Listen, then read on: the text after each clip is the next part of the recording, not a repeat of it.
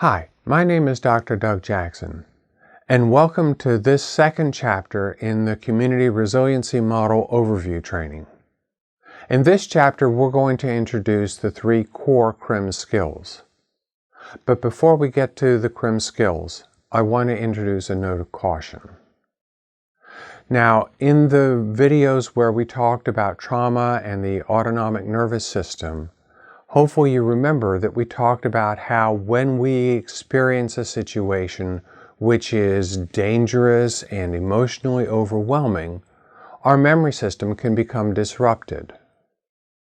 Hopefully you remember too that we've got 2 memory systems that have to integrate well for memory to work properly. There's a factual memory component, and that's really the conscious part that you remember, that you think of as being memory. And that part relies on all parts of the brain working well together. And in dangerous and emotionally overwhelming situations, that part of the memory system can become fragmented and discombobulated.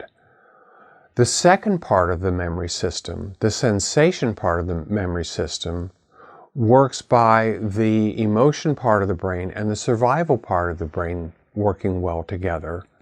And that system is beneath consciousness and works fine.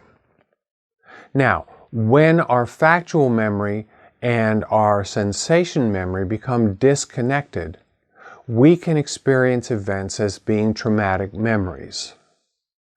I'd like to present an example of that so that you can better understand what a traumatic memory is and how it might come about. So here's an example of how a traumatic memory might be formed. Let's imagine a situation where a youngster is hit by a truck while that youngster is riding a bike, and it was a serious accident. Now, that youngster is aware of the fact that the accident happened. His parents told him about it. But the weird thing is, he doesn't have any particular memories of the event itself. He just has the fact that he was told that it happened. So, what might happen in the future for that person is that they might experience the sound of that truck braking. And I mean specifically of that truck braking, not just of any truck braking, but that specific sound memory. And that person might feel terrified. And here's the curveball. They don't know why they're terrified. Because their factual memory has become disrupted, they can't associate the fact of that truck braking sound with the terror. They're terrified and they don't know why. That's a traumatic memory. A memory that comes screaming right out of the blue because there's no context to associate with it. Factual memory isn't there. In this example, the sound of the truck braking was a trauma trigger. That has some important implications for us in presenting these trainings. We're about to present tracking as a skill, and most people, practically everyone that I've ever worked with, has absolutely no problem with learning tracking.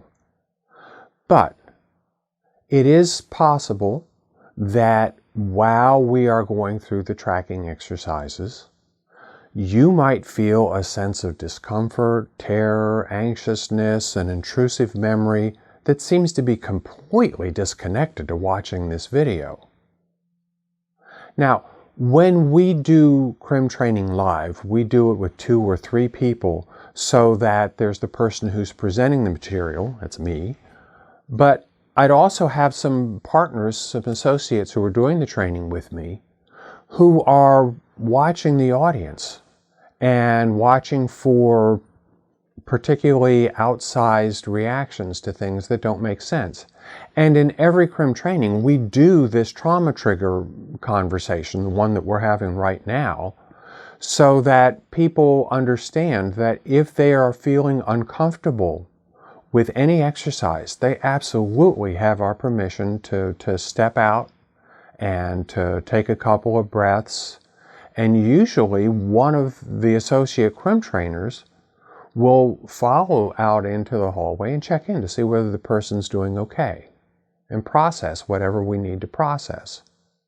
And we also have a list of resources that people can get in touch with if they feel like they're having a problem after the training. And that actually is going to be the very next thing that we present here. But I can't see whether you're having any problems or not with this training. Obviously, that's just not something that's possible in a video training. So, please, if in watching any parts of this video you were to start to feel anxious or uncomfortable or had an intrusive memory or just any sort of reaction that seems outsized and just not associated with watching this video, please stop watching the video.